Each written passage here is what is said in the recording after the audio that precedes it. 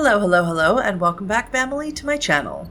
My name is Huddy, and tonight we're talking New York by Night. As always, this video is not scripted, and these opinions are mine and mine alone. Just a quick disclaimer before we start, some of you may know that I am a community ambassador for World of Darkness, and so any teasers you might see for upcoming episodes of New York by Night were likely made by me, meaning I did have early access, but I recorded my thoughts or the very least wrote down some bullet points before moving on to the next episode. Now with that out of the way, let's talk about Season 1, Episode 3, Avoided and Exploited, shall we? The episode begins several nights after Episode 2 in Port Morris, the domain recently given to our coterie of fledglings, where 3 of the coterie gather, having been invited by Isaac to his haven. Ray, having sustained significant damage, is still on the mend, and on this night he is on the hunt, no longer able to ignore that aching hunger. We also learn that he has the alley cat predator type, which means a kindred prefers to stalk and overpower their prey, and honestly, nothing could be more fitting for our corporate gangrel. We also learn that Ray is a high-functioning addict, a merit that allows him to get a small advantage when he feeds on vessels that partake of his particular drug, in this case, nicotine.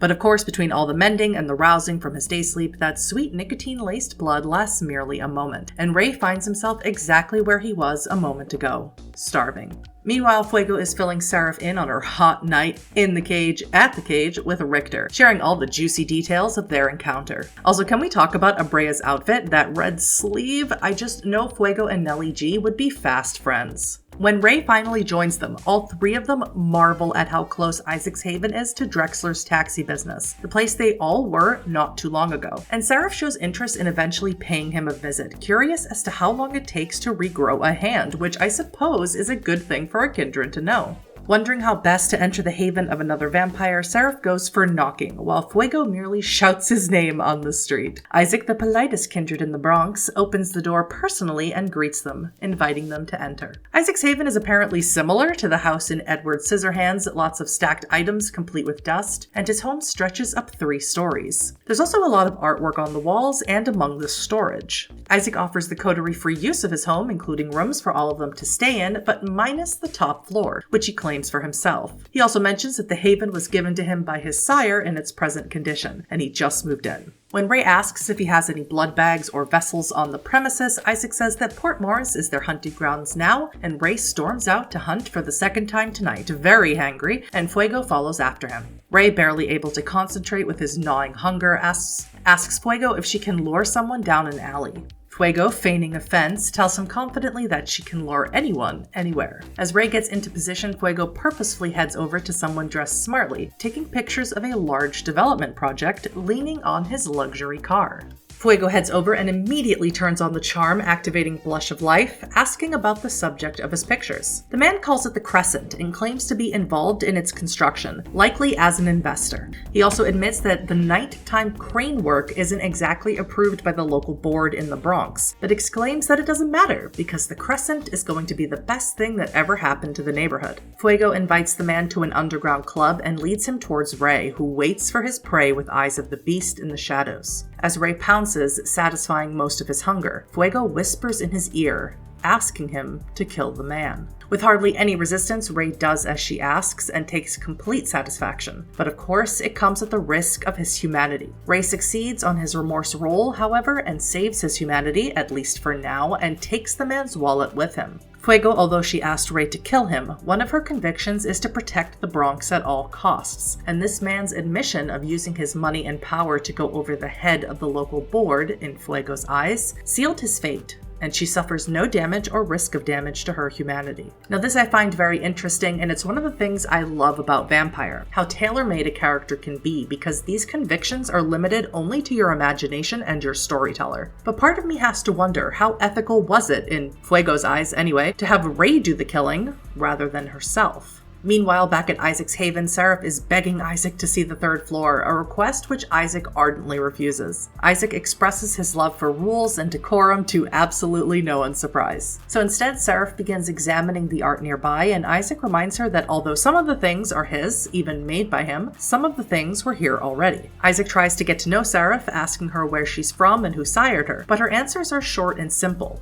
She's from somewhere made by someone. Isaac recommends Seraph to get in touch with her sire, since she seems to know so little about her own clan. This leads Isaac to divulge more about his background, that he's an observer of people from long before he was undead, and participating in social situations is new to him. Seraph responds to this by asking if she's allowed to paint her room, to which Isaac agrees. As Fuego and Ray make their way back to Isaac's Haven, they come across a group of people bundled up against the cold night air. And when they notice Fuego and Ray, they call after them, wanting to know what they're doing in the neighborhood, asking if they're local or if they're buying units in the Crescent. As the group gets closer, one of them, an older woman named Agnes, seems to recognize Fuego, and recognize her as one of the locals part of the Walker family. They tell Ray and Fuego that they're the neighborhood watch, and they're out in force tonight because they've heard talk of something wandering the streets. Some people call it a monster, some people believe it's someone who's lashing out and needs help, but either way, they warn Fuego and Ray not to be in such a small group if they're going to be out on the streets. Before Fuego and Ray head back into Isaac's Haven, Ray tells Fuego that this is the first time since his embrace that he hasn't had the voice of the beast in his mind, and he hates what it costs to get him there. He also claims that he's not sure if that was his choice or not, or if Fuego did something to entice him to the decision. As the coterie gather, they discuss what to do with Port Morris. We learn that Fuego cares fiercely about the Bronx, which we gleaned earlier from her convictions, and that Ray was originally from the Bronx. And while Isaac and Seraph are not local to the area, they are willing to put in the effort to protect the territory, with Isaac saying that he has responsibilities, that he works with a local group called the Midnighters, with Fuego being aware that they are some sort of street racing gang. Now this name rings a bell, and it should for those of you who have played Coteries of New York. Towards the beginning of the game, you meet a man named Howard, he's introduced as Hoodlum in the beginning of the game, who harasses you on your first hunt. Now he meets a grisly end at the hands of the Camarilla Sheriff Kadir, but he confesses that he's part of a coterie called the Midnighters, along with another Anarch you meet later named Vincent. Now if the name is a coincidence, this means nothing, but if it's not, well, I hope we learn more about them in the future. Isaac claims he is tapped into what they do, extorts blood from them in various ways, and goes by the name Adam when in their company. Fuego is not happy with this arrangement, likely meaning the Midnighters are bad news for the locals in the Bronx, but she keeps it together in the spirit of jolly coterie cooperation. Michael interrupts the coterie's meeting to talk about what he learned from the briefcase Isaac kept the night they met Drexler and those Putanesca Goodfellas. Michael complains about the old tech and asks the coterie if they've ever heard of ShrekNet, and all of them claim to have never heard of it. Ah, ShrekNet. Also known as the Nosferatu Computer Network, ShrekNet was created by the Nosferatu Gerard Rain, better known as Uncle Smelly, to be used as a network between the Nosferatu to keep their intelligence-gathering operations up to date. During the Camarilla siege of Sabbat-occupied New York, the Nosferatu begrudgingly gave other Camarilla clans limited access to ShrekNet, eventually creating a subculture of tech-savvy kindred with more allegiance to each other than to sect or clan. As ShrekNet developed to allow all kindred to access the internet, including things such as web pages invisible to mortal eyes but easily seen with auspex, so too did mortal hackers develop their skills, and in the 2000s the NSA penetrated ShrekNet as part of the rise of the Second Inquisition. So the Camarilla ordered it dismantled and as much kindred communication wiped from the web as possible. Furthermore, the sect has declared that any kindred communicating online will be declared disloyal, removed from the Camarilla, and possibly even subject to a blood hunt if the communication was risky enough. Isaac suggests that the coterie take a walk, showing genuine excitement for the territory that now belongs to them, which is very on-brand Samitsi. Fuego tells Isaac about the monster they heard about in the neighborhood, but Isaac claims to not know anything about it. Ray excuses himself to the bathroom to clean up any stray flecks of blood from his feeding and also to examine the contents of his victim's wallet. Inside the wallet, Ray discovers the business card of someone named Dante, who apparently was an old business partner of Ray's who he left behind after becoming kindred. On the back of the card, there is a date and a time written,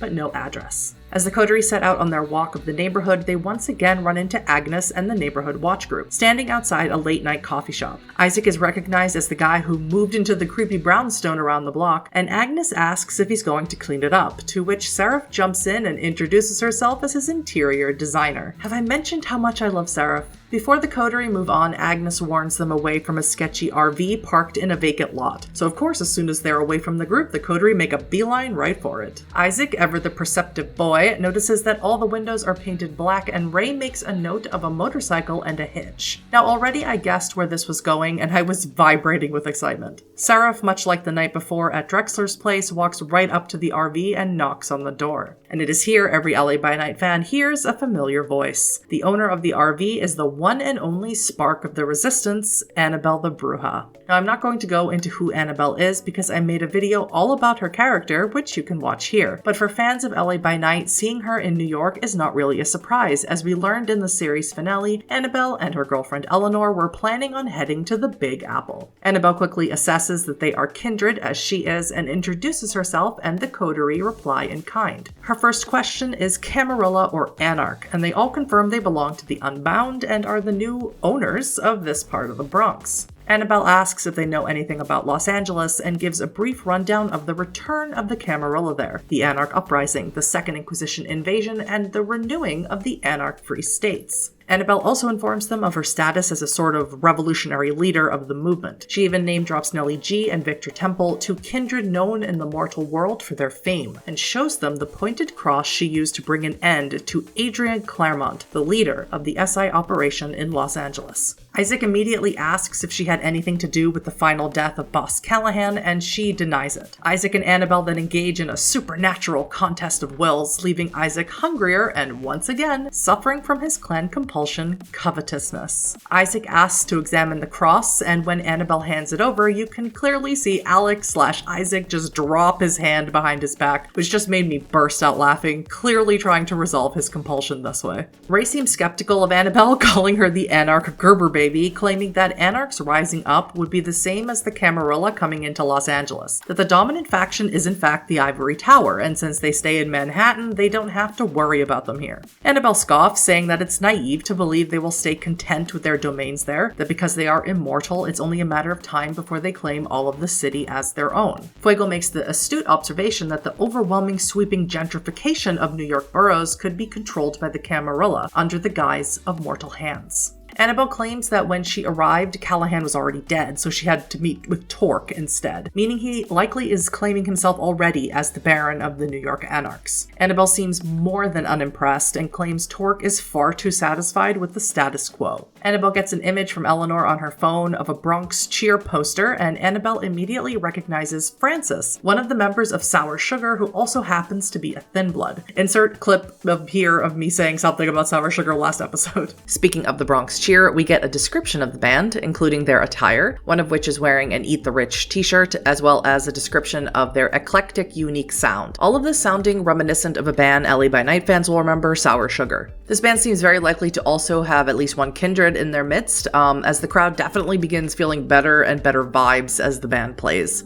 Someone with presence, maybe. Annabelle quickly assesses that the coterie is very young and asks them about their history, and Fuego divulges that her sire is in fact in the Camarilla. She also reveals that her sire turned her, dumped her in Anarch territory for some reason she doesn't know, but assumes it has to do with the Camarilla's interests in the Bronx. She also gets teary talking about Rafferty, her sire, claiming that even after everything she misses him. Oh, the drama. I can practically see it running at me through the screen. Coterie asks Annabelle about ShrekNet, and she calls it the vampire internet, but tells him that it's been dismantled for a long time, despite attempts by her former coterie mate Victor Temple to get it started up again. Annabelle takes her leave, telling the coterie she can't stay in one place too long because she's infamous in Camarilla circles. She gives these fledglings some advice, tells them that their coterie is their family, to look out for each other and watch each other's backs against the many, many things that will try and tear them apart. There's really no other kindred that I can think of to give such poignant, experienced advice like that than Annabelle Lee. If you haven't already, please go follow The World of Darkness on Twitch and YouTube, and if you can, sub to those channels as well. If you enjoyed this video, consider subscribing to me and let me know your thoughts on episode 3, Avoided and Exploited, in the comments. As always,